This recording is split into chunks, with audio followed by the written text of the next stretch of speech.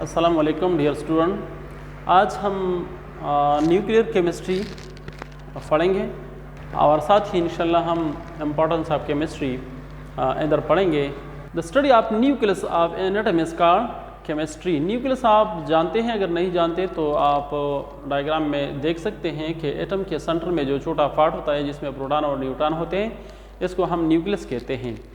Nucleus की study से क्या मुराद है? सिर्फ ये मुराद नहीं है कि हम बताएं कि न्यूक्लियस में प्रोटॉन और न्यूट्रॉन होते हैं, सिर्फ इसको हम न्यूक्लियर स्टडी नहीं कहते। न्यूक्लियस में आजकल साइंटिस्ट ने जो रिएक्शंस करते हैं, इसमें एक न्यूक्लियर फिशन होता है, दूसरा न्यूक्लियर फ्यूजन्स होता है। न्यूक्लियर फिशन न्यूक्लियस से है और फिशन टूटने के अमल को कहते हैं। सो न्यूक्लियर फिशन में वो एक न्यूक्लियाई को दो में डिवाइड करते हैं। मतलब आप देख सकते हैं कि यहाँ पे ये एक न्यूक्लियस है और ये टूट जाता है दो में, तो इसको न्यूक्लियर फिशन कहते हैं। जब इस तरह होता है तो इसमें वाफर मकदार में एनर्जी प्रोड्यूस हो जाती है, जो कि यूरेनियम में होता है। ये एटॉमिक बम है, इसमें ये यूरेनियम से बना हुआ है और इसमें भी यूरेनियम न्यूक्लियाई का फिशन हो जाता है। मतलब एटॉमिक बम में फिशन होता है, इसी वजह से बहुत ज़्यादा खतरनाक होता है। न्यूक्लियर फिशंस मतलब बारूद वाला जो रिएक्शंस होता है, जो कि हम फायर करते हैं बारूद, आम बम जो होता है या फिर रॉकेट होता है, मिसाइल होता है हम कहते हैं, तो इसमें वो इलेक्ट्रॉनिक रिएक्शंस होता है, इसमें इलेक्ट्रॉन हिस्सा लेता है। इसमें मदारों में मौजूद इलेक्ट्रॉन वो रिएक्शंस करते हैं, वो हिस्सा लेते हैं, इतनी तबाही वो मचा देती हैं। तो इलेक्ट्रॉन की तो मास है ही नहीं। अकॉर्डिंग टू द केमिस्ट वो कह रहे हैं कि the mass of an electron is negligible as compare to the mass of proton and neutron.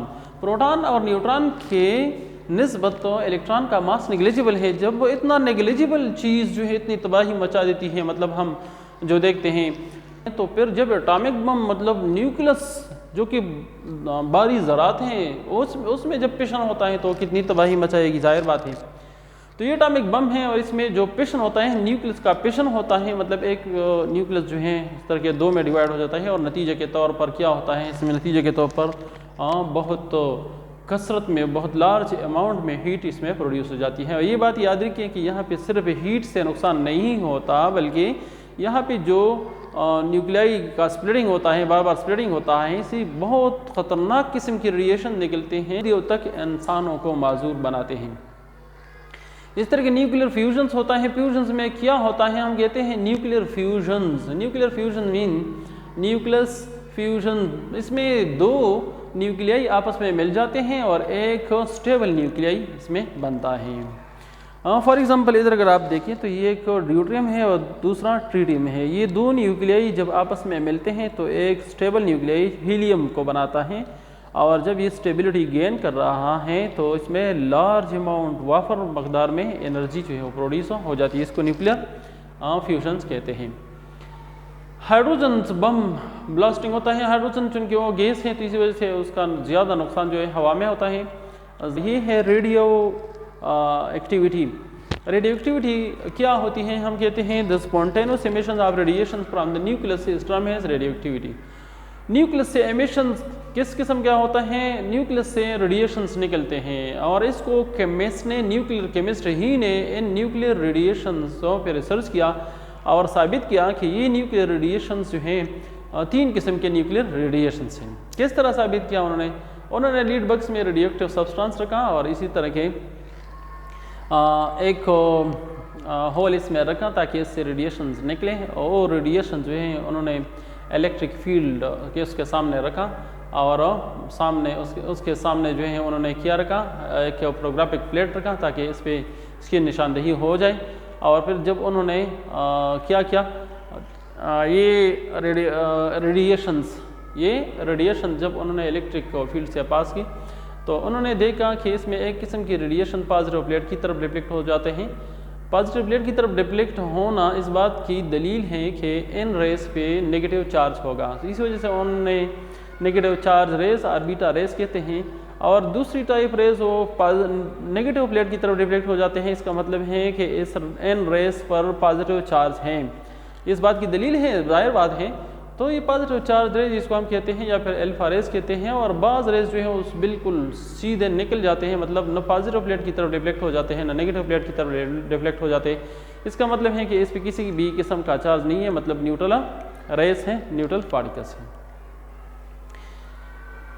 इसी तरह के ये रेडियोएक्टिविटी को मैंने शॉर्टकट बयान किया है। रेडियोएक्टिविटी जो कि ऊपर आपने देखा कि रेडियोएक्टिविटी में alpha beta gamma radiation produce हो जाते हैं। तो अल्फ़ा बीटा गैमा रेडिएशन से क्या मुराद है, यहाँ पे मैं आपको दिखा रहा हूँ। ये अनस्टेबल न्यूक्लियस है। अनस्टेबिलिटी उसकी किस वजह से है, या तो इसकी अनस्टेबिलिटी जो है वो न्यूट्रॉन प्रोटॉन रेशो की वजह से होंगी, तो वो अल्फ़ा रेडिएशन इससे खारिज होंगी।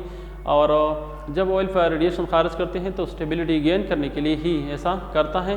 और ये इधर आप देख सकते हैं कि या वो बीटा रेडिएशन खारिज करेंगे जो कि नेगेटिव चार्ज इलेक्ट्रॉन्स होते हैं, और या इससे एनर्जी खारिज होगी, रेडिएशन इससे खारिज होगी। तो जब मतलब एब्जॉर्ब एनर्जी वो रिलीज़ करे तो एक्साइटेड स्टेट से वो ग्राउंड स्टेट में आ जाएगा और इस तरह के स्टेबिलिटी गेन करेगा, जिसको हम चूँकि ये रेडिएशंस हैं और इन रेडिएशंस को कहते हैं गैमा रेडिएशंस। ये हाई एनर्जी इलेक्ट्रोमैग्नेटिक फोटॉन्स हैं।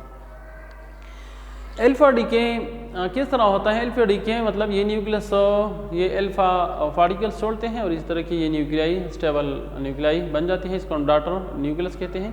इस तरह बीटा में और negative electron negative charge electron निकल जाते हैं और स्टेबल न्यूक्लियाई बन जाता है। गैमा रेडिएशंस में आप देख सकते हैं कि ये न्यूक्लियस जो है एक्साइटेड फॉर्म में है। फॉर एग्जांपल इस न्यूक्लियस का नाम ए है, यहाँ पे स्टार आपको नज़र आ रहा है, स्टार का मतलब है एक्साइटेड न्यूक्लियस है। जब ये एक्साइटेड न्यूक्लियस क्या करता है, रेडिएशंस को खारिज करता है, इसको हम गैमा रेडिएशंस कहते हैं, गैमा फोटॉन कहते हैं। तो ये न्यूक्लियस जो है वो क्या होगा, ये न्यूक्लियस स्टेबल न्यूक्लियस में तब्दील हो जाएगा। आप देख रहे हैं कि अब यहाँ पे स्टार नहीं है। बाद हम आते हैं इम्पॉर्टेंस ऑफ केमिस्ट्री की तरफ।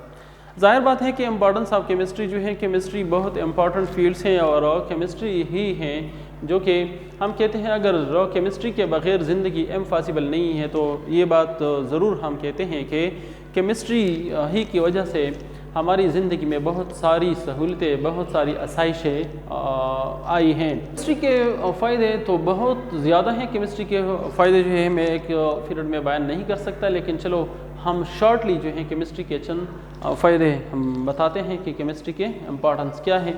हम कहते हैं कि फर्टिलाइज़र जितने भी हैं वो केमिस्ट्री का प्रोडक्ट है। केमिस्ट्री ही जो है इसको प्रोड्यूस करते हैं, जो कि जिसने फसलों को जिसने फसलों को दवाम बख्शा है। मतलब आजकल हम देखें अगर तो फसलें बहुत ज़्यादा पैदावार देता है, ये क्यों?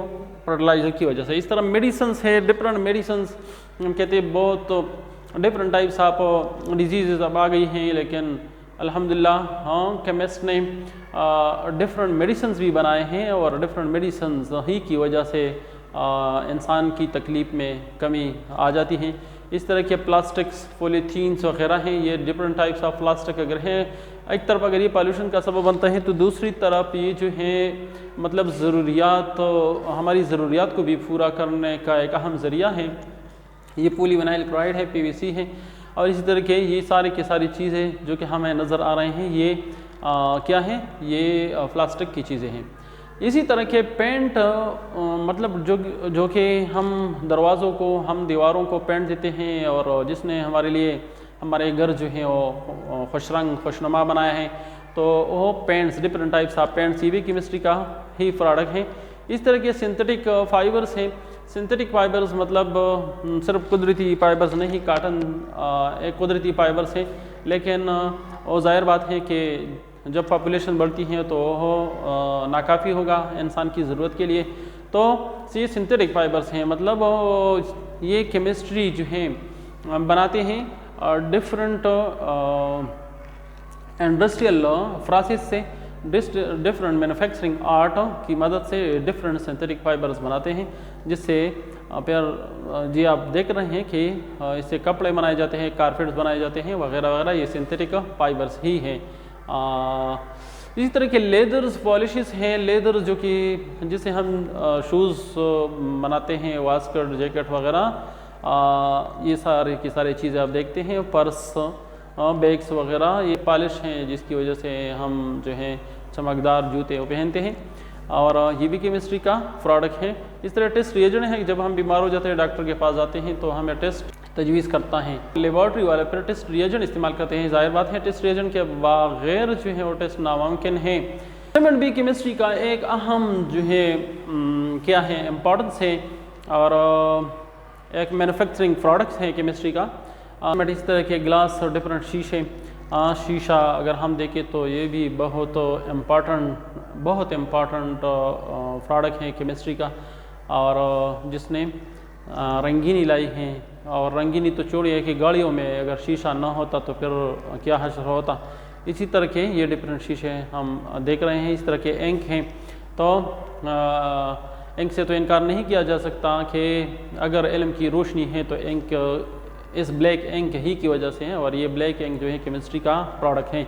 इस तरह पेपर्स हैं, अगर इंक है और पेपर ना हो तो फिर भी मतलब काम नहीं चलेगा। तो ये डिफरेंट पेपर जो हमें नज़र आ रहे हैं जिसकी मदद से हम तालीम हासिल कर रहे हैं, ये डिफरेंट न्यूज़पेपर हम पढ़ रहे हैं, ये कागज़, ये भी केमिस्ट्री ही का फ़ायदा है। और ये है घी, और ये भी केमिस्ट्री का एक अहम प्रोडक्ट है। इस तरह की मेटलर्जी है, मतलब मेटल्स को जब हम एक्सट्रैक्ट करते हैं इसके मिनरल से और से, इसको हम मेटलर्जी कहते हैं, ये भी केमिस्ट्री का एक अहम फ़ायदा है। इस तरह के ग्लूस हैं जिसकी मदद से हम डिफरेंट चीज़ों को आपस में जोड़ते हैं। और एसिड एंड बेसिस हैं, एसिड एंड बेसिस बहुत इंपॉर्टेंट प्रोडक्ट्स हैं।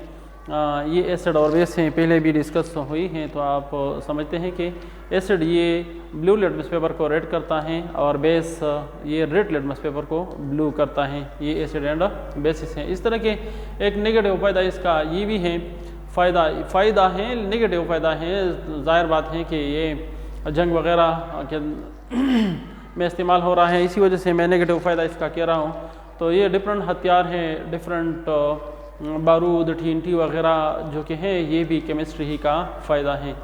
सो केमिस्ट्री के बहुत सारे फ़ायदे हैं, लेकिन इधर मैंने शॉर्टकट ये चंद फ़ायदे आपको बताएं।